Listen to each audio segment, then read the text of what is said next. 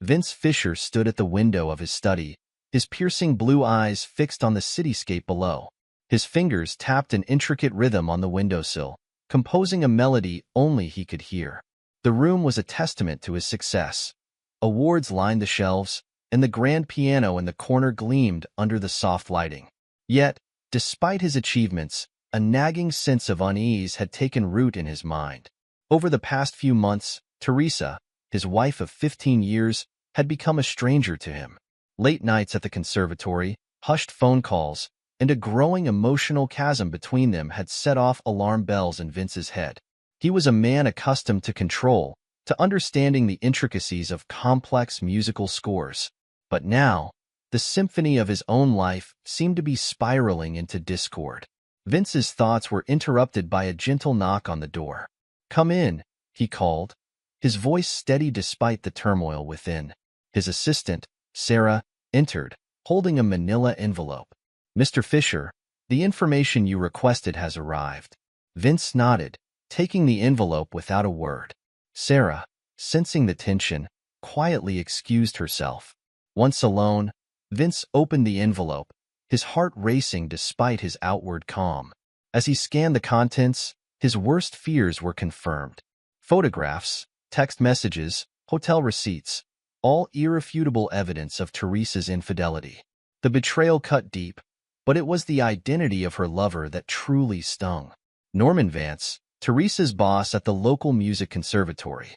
A man Vince had considered, if not a friend, at least a respected colleague. The bile rose in his throat as he imagined them together, laughing at his expense. As Vince sank into his chair, his mind already formulating plans, his phone buzzed. An unknown number. He answered, his voice clipped. "Fisher speaking." "Mr. Fisher? This is Gwen Vance, Norman's daughter. We need to talk." Vince's eyebrows rose. "Indeed we do, Miss Vance. Indeed we do."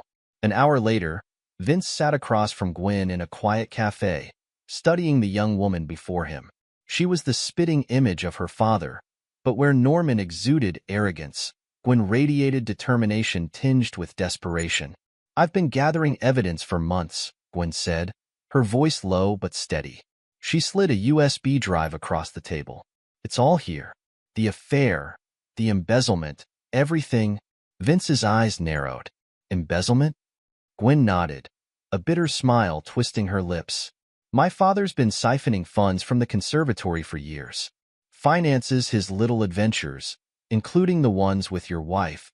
Vince leaned back, his mind racing. This changed everything. What had started as a personal vendetta now had the potential to become so much more. He studied Gwen, noting the fire in her eyes, the tension in her shoulders. A talented violinist, he recalled, always struggling to emerge from her father's shadow. "Why are you telling me this?" Vince asked, though he already suspected the answer. Gwen met his gaze unflinchingly. "Because I want out.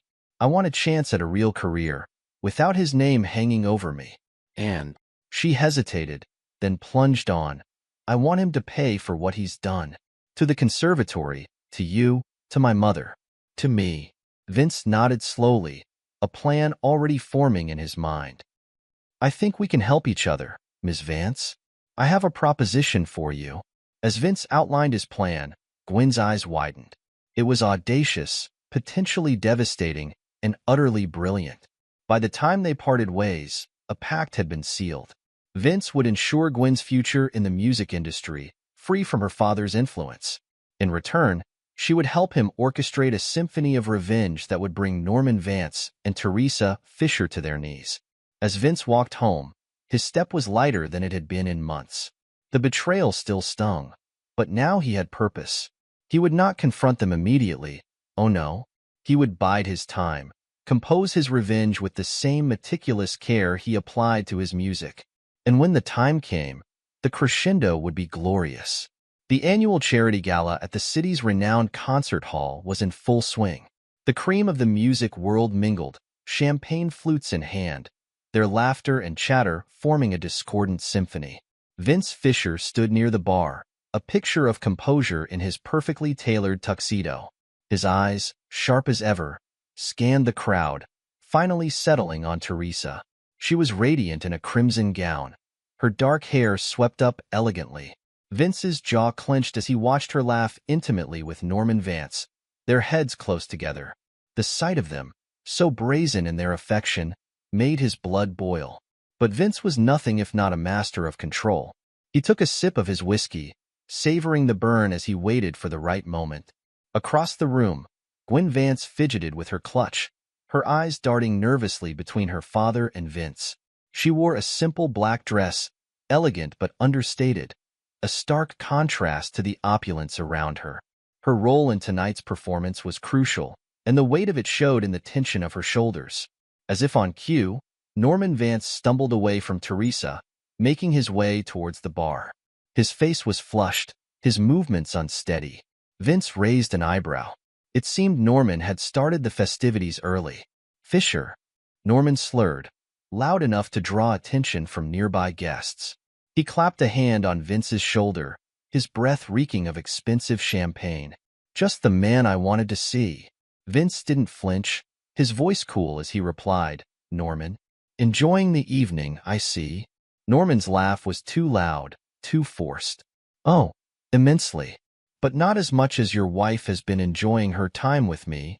He leaned in, his voice dropping to a stage whisper. Did you know she's been pregnant for months? And the baby's mine. He straightened, a malicious glint in his eye. She's been sharing her time between me and my assistant. Quite the busy lady, your Teresa. A hush fell over the surrounding crowd. All eyes turned to Vince, waiting for his reaction. For a moment, he said nothing, his face an unreadable mask. Then, with a calm that sent chills down the spines of those watching, he spoke. That's funny, Norman. Your daughter's carrying my baby too. The silence that followed was deafening. Norman's face drained of color, his drunken bravado evaporating in an instant.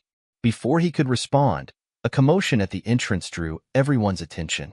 Gwen burst into the room, her face a mask of panic. Her eyes locked onto her father as she shouted, Dad, I'm pregnant. The assembled guests gasped, their heads swiveling between Gwen, Norman, and Vince. Teresa, who had been making her way towards the commotion, froze, her face ashen. Gwen didn't stop there. Her voice rang out, clear and desperate. I urgently need $500,000 as patrimony, and you can't refuse, or I'll expose your embezzlement scheme. The silence that followed was absolute. Norman, caught completely off guard, stammered. What are you talking about? I haven't embezzled anything. Gwen's laugh was bitter as she reached into her purse, producing a flash drive. All the evidence is right here, Dad. Every fraudulent transaction, every misappropriated fund. Her eyes hardened as she continued, Pay up, or I'll send this to the board of directors. Norman's face contorted with rage and fear. You little, he began, lunging towards Gwen. Vince smoothly stepped between them, his voice low but carrying. I wouldn't do that if I were you, Norman. Not unless you want assault charges added to your growing list of problems. As Norman backed away, Teresa finally found her voice. Vince, she pleaded, reaching for him. I can explain. Vince turned to her, his eyes cold. Can you, Teresa? Can you explain how you've been unfaithful? How you've been carrying another man's child while sharing my bed? His voice was soft, but it cut like a knife. Or perhaps you'd like to explain your role in Norman's little financial indiscretions. Teresa recoiled as if slapped, her carefully constructed world crumbling around her.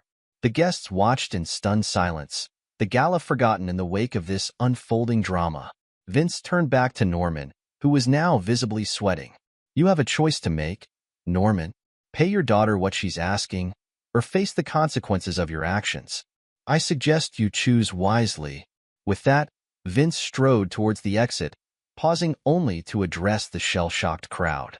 My apologies for the disruption, ladies and gentlemen. Please, enjoy the rest of your evening. As the doors closed behind him, the room erupted into frenzied whispers. Vince Fisher, the brilliant composer, had just conducted the opening movement of his Symphony of Revenge, and it was only the beginning. In the days following the gala, chaos reigned in the world of classical music. Norman Vance, once a respected figure, now found himself at the center of a storm. The conservatory board, alerted by anonymous tips, had launched a full-scale investigation into the finances. Norman, desperate to keep his crimes hidden, began liquidating assets at an alarming rate. Vince watched it all unfold from the sanctuary of his studio, his fingers dancing across piano keys as he poured his emotions into his latest composition. This piece would be his magnum opus, a complex symphony that would serve as the soundtrack to his revenge. As he worked, his phone buzzed. Gwen's name flashed on the screen. Vince answered, his voice calm despite the anticipation coursing through him. "It's done," Gwen said without preamble. "They bought it hook, line, and sinker. Dad paid up, and the board is sniffing around the books like bloodhounds." Vince allowed himself a small smile. "Excellent work, Gwen. You played your part perfectly." There was a pause on the other end of the line. When Gwen spoke again, her voice was hesitant. "What happens now?" "Now," Vince replied, his fingers never ceasing their dance across the keys, "we move to phase 2. Are you ready?" Gwen's response was immediate and firm. "I'm ready, whatever it takes." As Vince ended the call, he turned his attention back to his composition. The melody that flowed from his fingertips was hauntingly beautiful, tinged with notes of betrayal and triumph. He had titled it The Symphony of Vengeance, and it would be his greatest work yet. Meanwhile, across town, Teresa sat in her lawyer's office, her face pale and drawn. The events of the gala had left her reeling, her carefully constructed life lying in ruins around her. "Mrs. Fisher," the lawyer began, his tone grave, "I won't sugarcoat this. Your position is precarious. The allegations of infidelity, combined with your association with Mr. Vance's financial improprieties, put you in a very difficult situation."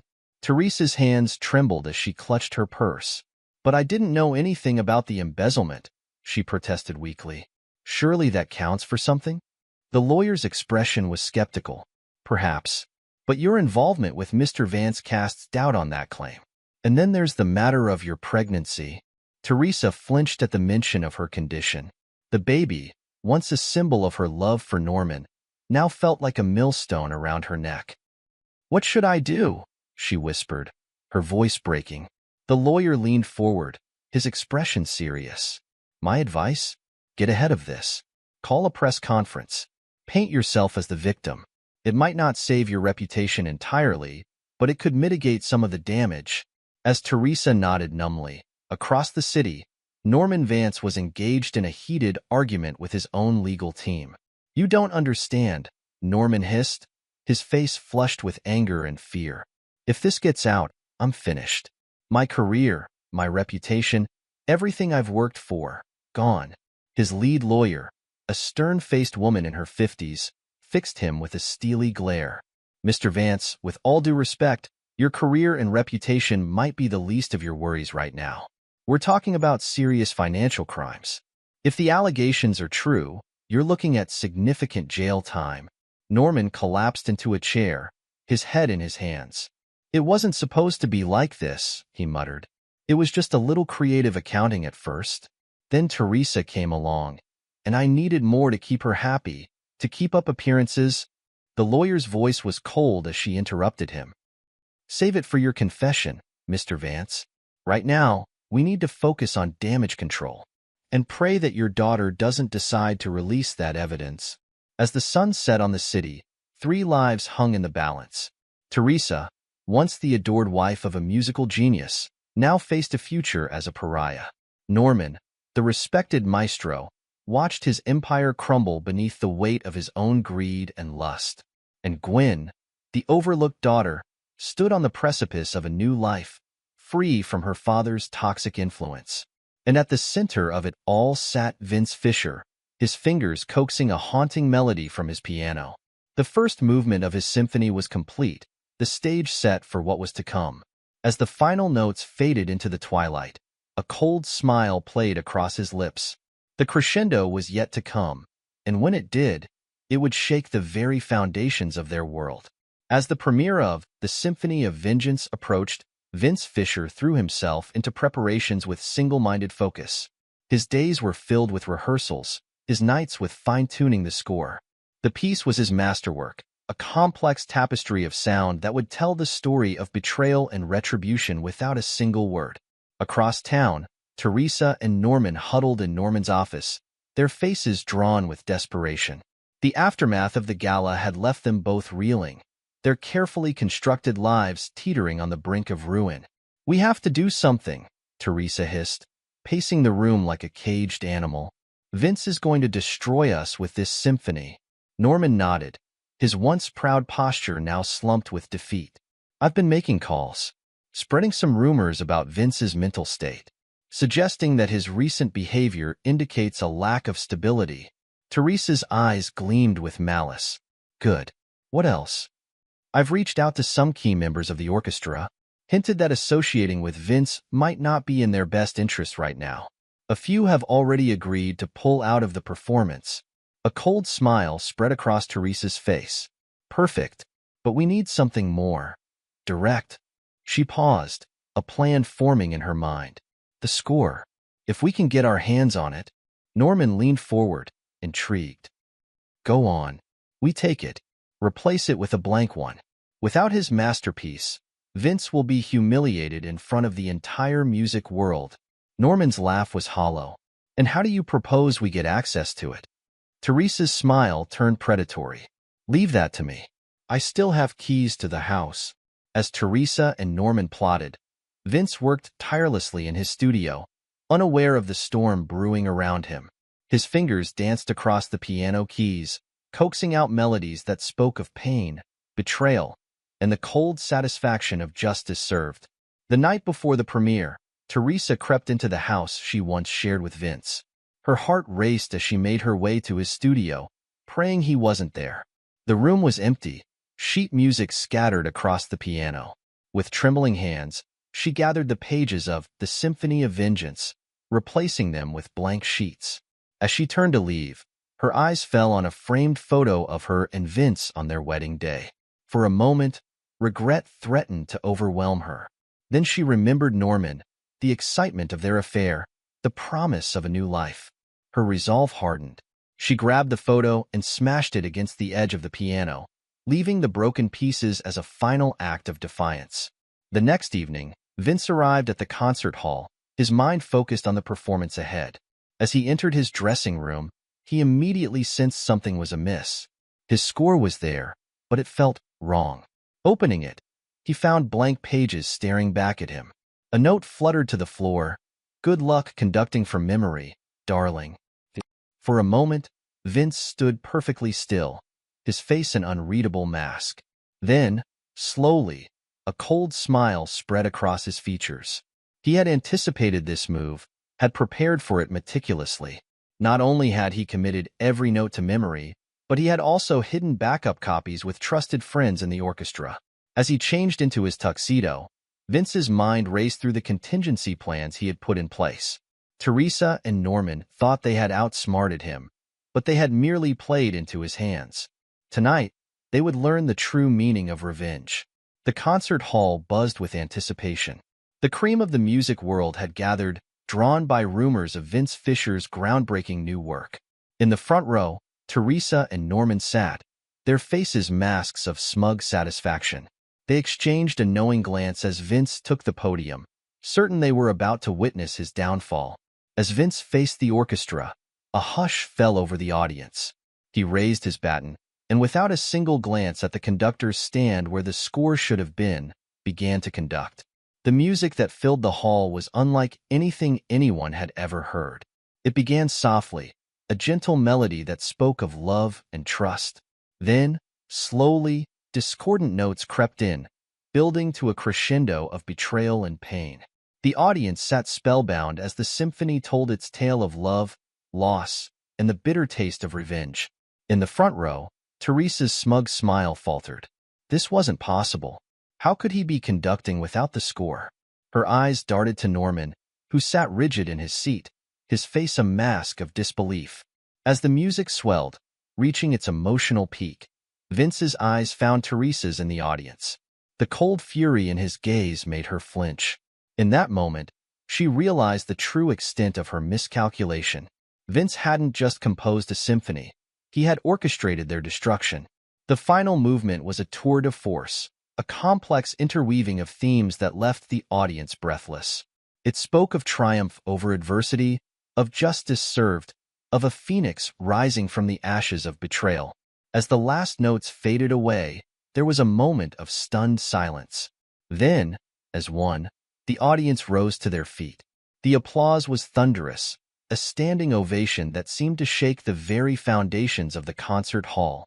Cries of "Bravo!" echoed through the space as Vince stood, accepting the adulation with a quiet dignity that only served to highlight the pettiness of Teresa and Norman's actions. In the front row, Teresa and Norman sat frozen, their plan having backfired spectacularly. They watched as critics and fellow musicians surged forward, eager to congratulate Vince on his masterpiece. The realization of their impending doom settled over them like a shroud. As Vince made his way through the crowd, accepting congratulations with gracious nods, he caught sight of Gwen. She stood at the back of the hall, a proud smile on her face. Their eyes met, and an unspoken message passed between them. Phase 2 of their plan had been executed flawlessly. Now, it was time for the final movement. The after-party was in full swing, the air thick with excited chatter about the performance. Vince moved through the crowd with ease, accepting praise and fielding questions with quiet confidence. To anyone watching, he appeared to be basking in the glow of his triumph, but his eyes constantly scanned the room, waiting for the right moment. That moment came when Anthony Hansen, a music critic known for his scathing reviews, approached Vince. Anthony's face was a mixture of admiration and curiosity as he said, "That was extraordinary, Fisher. But I have to ask, how did you do it without the score?" A hush fell over the nearby guests, all eager to hear Vince's response. Vince's eyes glinted as he replied, "Who says I didn't have the score?" Confusion rippled through the crowd. Vince reached into his pocket and produced a flash drive. "This contains not only my original composition," he explained, his voice carrying clearly through the suddenly quiet room, "but also recorded conversations between my wife, Teresa, and Norman Vance, planning their affair and their attempts to sabotage me." He paused, letting the words sink in. "Oh, and evidence of Norman's embezzlement from the conservatory." Gasps and murmurs swept through the gathering. All eyes turned to Teresa and Norman, who stood frozen in horror at the edge of the crowd. Anthony's eyes widened. "Are you going public with this?" Vince's smile was cold. "Oh no," he replied. "That would be too easy. I have something much more symphonic in mind." As if on cue, Gwen appeared at Vince's side, her face a mask of determination. "The board of directors is very interested in the contents of that drive, Mr. Fisher," she said, loud enough for everyone to hear. "As is the district attorney's office." Norman lunged forward, his face contorted with rage. "You little bitch," he snarled. "After everything I've done for you." Vince stepped smoothly between them, his voice low and dangerous. "I wouldn't finish that sentence if I were you, Norman. You're in enough trouble as it is." Security guards materialized, gently but firmly escorting Norman and Teresa from the room. As they were led away, Teresa turned back, her eyes locking with Vince's. In that moment, she saw not the man she had betrayed, but a force of nature, implacable and unforgiving. As the doors closed behind them, the room erupted into frenzied conversation. Vince found himself surrounded by reporters, all clamoring for details. He held up a hand, silencing them. "I will be making a full statement in the coming days," he said. "For now, I ask that you respect my privacy and allow the proper authorities to do their jobs." With that, he made his way through the crowd, nodding graciously to well-wishers but avoiding further questions. As he reached the exit, he paused, turning back to the assembled guests. "Music has the power to tell stories, to evoke emotions, to change lives," he said, his voice carrying easily over the murmurs. "Tonight, you heard a story of betrayal and redemption. Remember it well, for it is far from over." With those cryptic words, Vince left the party, Gwen following close behind. As they stepped out into the cool night air, Gwen turned to Vince, her eyes shining with a mixture of admiration and trepidation. "What happens now?" she asked. Vince's smile was grim but satisfied. Now, my dear, we watch as the symphony we've composed plays out to its inevitable conclusion. Teresa and Norman thought they could destroy me. Instead, they've given me the inspiration for my greatest work yet. As they walked away from the concert hall, the sounds of the party fading behind them, Vince's mind was already racing ahead, composing the final movements of his symphony of revenge. The crescendo had been reached, but the finale was yet to come. And when it did, it would shake the very foundations of the music world. In the months following Vince Fisher's triumphant premiere of The Symphony of Vengeance, the carefully constructed worlds of Teresa and Norman began to crumble spectacularly. Norman Vance sat in his office at the conservatory, his hands shaking as he read the email from the board of directors. Anonymous tips had led to an internal investigation into the finances, and the evidence was damning. Years of meticulous embezzlement were laid bare, each fraudulent transaction a nail in the coffin of his career. As he contemplated his next move, the door burst open. The board chairman, flanked by 2 security guards, entered with a grim expression. "Mr. Vance, you're terminated, effective immediately. The police have been notified of our findings. Please gather your personal effects and leave the premises." Norman's face contorted with rage. "You can't do this to me. I built this conservatory." The chairman's response was cold. "And now you've destroyed it. Get out, Norman, before we have you escorted out." Across town, Teresa Fisher faced her own reckoning. She stood before her class at the conservatory, trying to maintain her composure as whispers and pointed looks passed between her students. News of her affair with Norman had spread like wildfire, fueled by the salacious details revealed at Vince's after-party. As she opened her mouth to begin the lesson, a student stood up. "I'm sorry, Mrs. Fisher, but I can't continue studying with you. Your actions are disappointing." One by one, other students followed suit, gathering their belongings and filing out of the room. Teresa watched helplessly as her class dwindled to nothing. Her phone buzzed, a message from the conservatory administration requesting her immediate presence. With a sinking heart, she knew her career as a music instructor was over. Meanwhile, Vince's star continued to rise. Commissions poured in from prestigious orchestras and patrons, all eager to work with the composer of the moment. The Symphony of Vengeance was hailed as a masterpiece of modern classical music, its complex themes of betrayal and redemption resonating with audiences worldwide. In his studio, Vince worked tirelessly on his next composition, his fingers flying over the keys of his piano. A knock at the door interrupted his flow. It was Gwen, her face flushed with excitement. "Vince, you won't believe it. I've been offered a solo performance with the City Symphony." Vince's smile was genuine as he embraced her. "Congratulations, Gwen. You've earned this." As they celebrated Gwen's success, Vince's phone rang. It was his lawyer. "Mr. Fisher, I have news. Norman Vance has been arrested."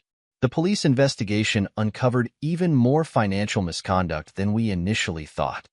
"He's facing multiple felony charges."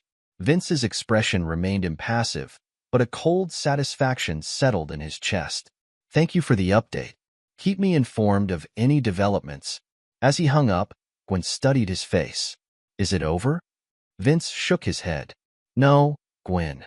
This is just the beginning of the final movement." The courthouse bustled with activity as Vince Fisher and Teresa entered for their divorce proceedings. Teresa, once the picture of elegance, now looked haggard and worn.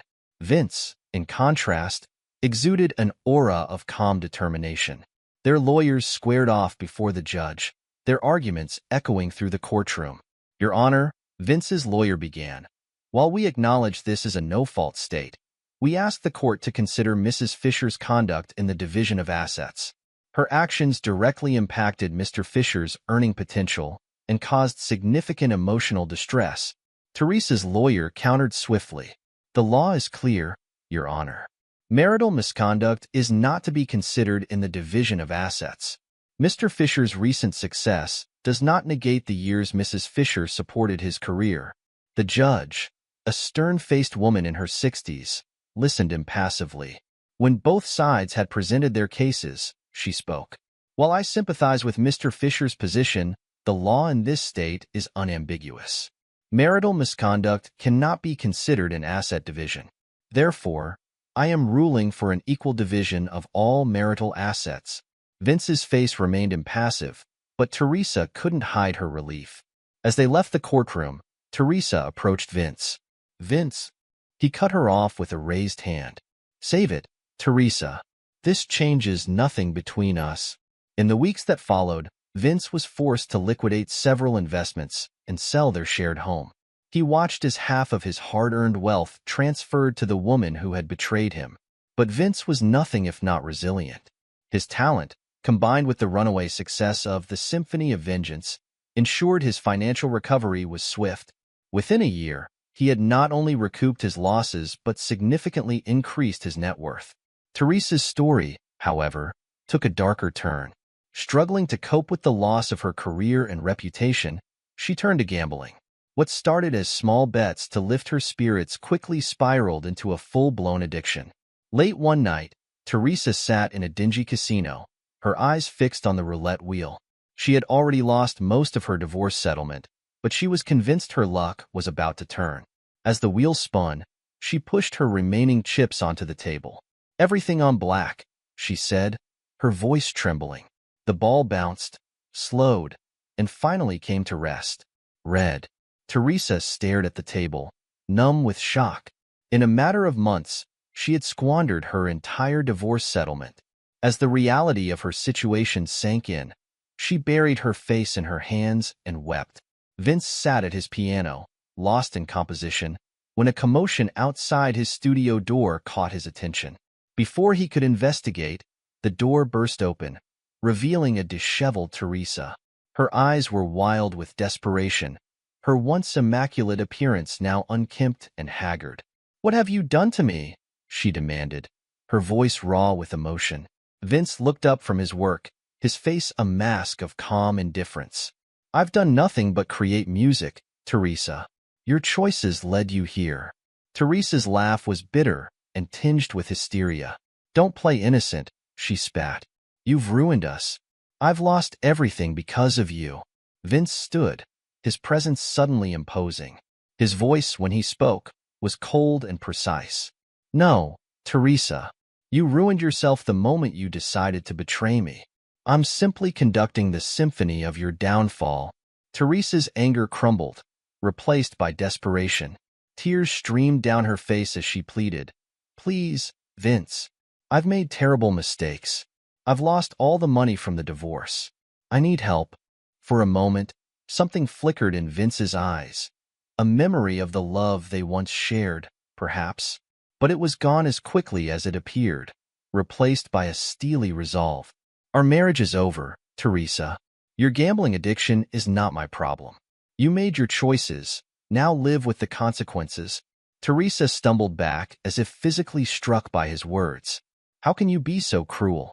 After everything we shared..." Vince cut her off.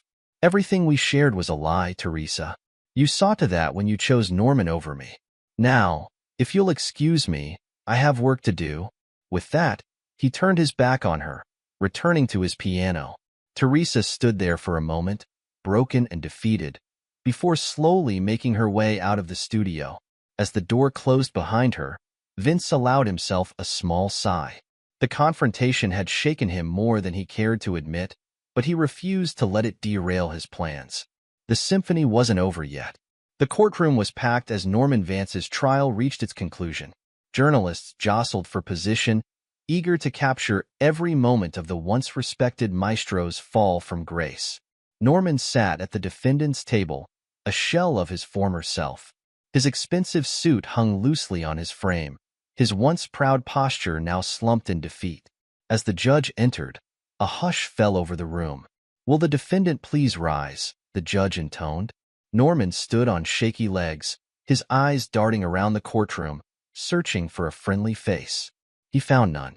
The judge's voice was stern as she delivered the verdict. "Norman Vance, this court finds you guilty on all counts of embezzlement and financial fraud. The evidence presented of your long-standing scheme to defraud the conservatory is overwhelming and deeply troubling." Norman's face drained of color as the judge continued. "Furthermore, The multiple affairs you conducted using embezzled funds show a pattern of moral corruption that this court cannot ignore. I hereby sentence you to 15 years in federal prison and order you to pay substantial restitution to the conservatory." As the gavel fell, sealing his fate, Norman's legs gave out. He collapsed into his chair, the reality of his situation finally sinking in. In the back of the courtroom, Vince watched impassively. As Norman was led away in handcuffs, their eyes met briefly.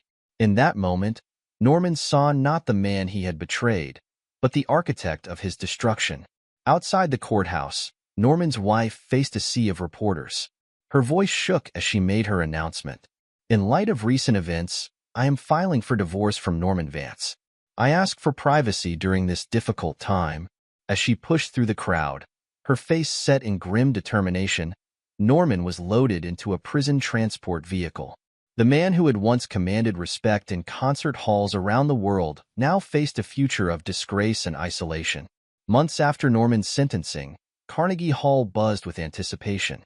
Vince Fisher, now hailed as one of the greatest composers of his generation, was set to conduct the Symphony of Vengeance for a sold-out audience. Backstage, Vince adjusted his cufflinks, his face a mask of calm focus. A gentle knock at the door preceded Gwen's entrance.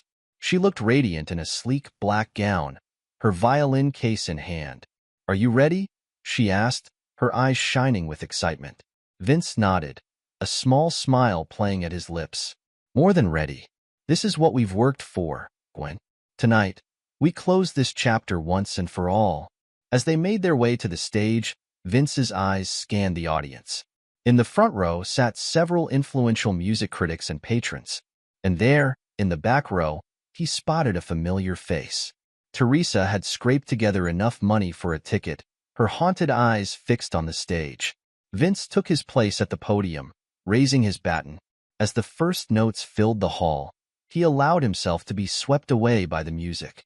The symphony told the story of their journey, the betrayal, the pain, the cold satisfaction of justice served. Each movement was a perfect blend of beauty and sorrow, joy and retribution. The audience sat enraptured, many moved to tears by the raw emotion conveyed through the music.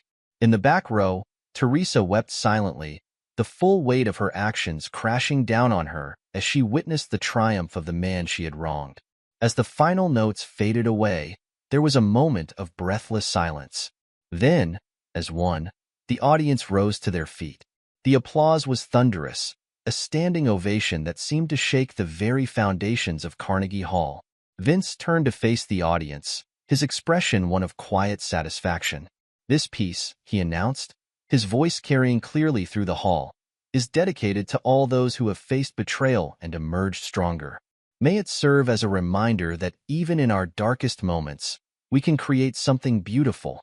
The audience, unaware of the full story behind the music, applauded wildly. Critics scribbled furiously in their notebooks, already composing rave reviews in their heads. As Vince's eyes swept the crowd one last time, they locked with Teresa's. In her gaze, he saw regret, longing, and the crushing weight of consequence. His own eyes held nothing but cold finality. Without a word, he turned and left the stage, leaving Teresa to slip out of the hall, her face burning with shame, her future uncertain as she grappled with her addiction and ruined reputation. Backstage, Vince was greeted by a crowd of well-wishers and admirers. But he had eyes only for Gwen, who stood beaming at him, her violin still in hand. "We did it," she said simply. Vince nodded, allowing himself a genuine smile. "We did. And now, Gwen, the real work begins. Are you ready to shape the future of music?" As they left Carnegie Hall, stepping out into the cool night air, Vince felt a weight lift from his shoulders. The symphony of his revenge was complete, its final notes echoing into a future full of possibility. Epilogue.